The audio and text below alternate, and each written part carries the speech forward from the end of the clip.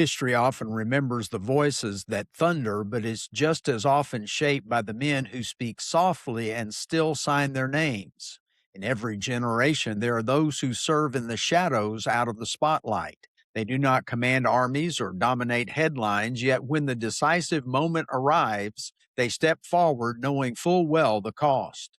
They understand that courage does not require fame, it only requires faithfulness. Some signatures change history not because they're loud, but because they're irrevocable. Greetings, Patriots. I'm Perry Green, and this is God in America, where we reconnect God and America by telling of His hand in our history. When a nation remembers God, freedom has a future. Today, on the anniversary of his birth, we remember a man few Americans can readily name. Yet his courage helped secure the liberty we enjoy. His name was William Ellery of Rhode Island.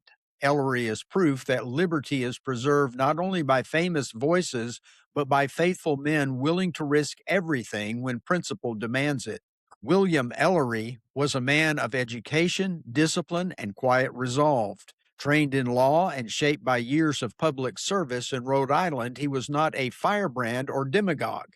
He was a deliberate man, careful with words, and serious about duty. By the time Ellery arrived at the Continental Congress, the path ahead was unmistakably dangerous. To sign the Declaration of Independence was not symbolic, it was treason. British law was clear. The punishment for rebellion was confiscation of property, imprisonment, or death. Ellery understood this fully. He once observed the men signing the document and studied their faces, later remarking that he wanted to see, quote, how they looked as they signed what might be their death warrant, unquote.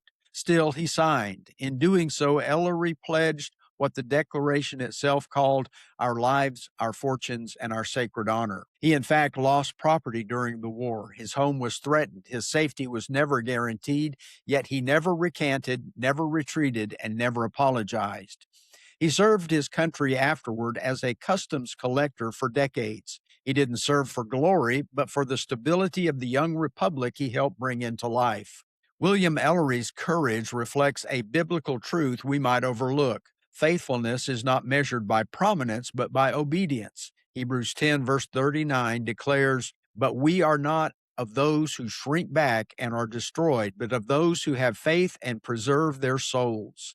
Ellery did not shrink back when the cost became clear. Like so many believers before him, he trusted that obedience was worth more than safety. Jesus himself warned in Luke 9, verse 26, "For whoever is ashamed of me and of my words, of him will the Son of Man be ashamed." Ellery's signature was not merely political, it was moral. He chose truth over comfort and duty over preservation. Let's remember that God-given liberty depends on men and women who value conscience more than convenience. America was not secured by the elite celebrities alone, but by ordinary patriots who refused to be absent when history called roll. Today, we honor William Ellery by asking ourselves a simple question.